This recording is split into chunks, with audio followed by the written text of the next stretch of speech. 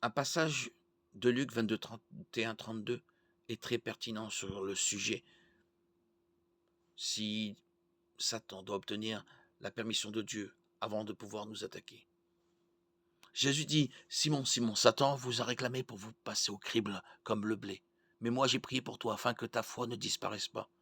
Et toi, quand tu seras revenu à moi, affermis tes frères. Il est clair que dans ce cas, Satan demandait à Dieu la permission de mettre Pierre et les autres disciples à l'épreuve.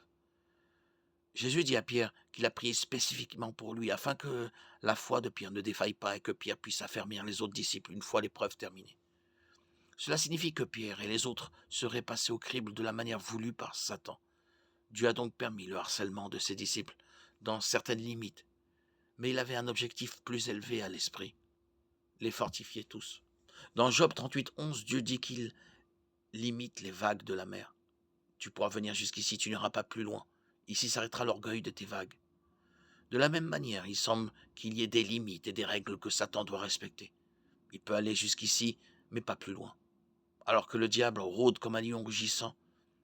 1 Pierre 5:8. Doit-il s'arrêter et demander la permission de Dieu à chaque pas, ou doit-il seulement demander une permission spéciale lorsqu'il rencontre un obstacle à sa haine?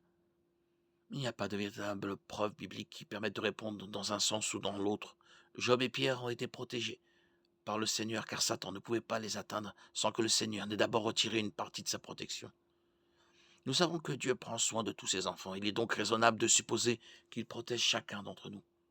Surtout, nous savons qu'en fin de compte, Dieu contrôle tout dans l'univers, y compris Satan.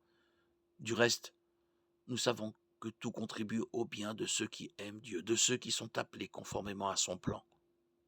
Romains 8, 28.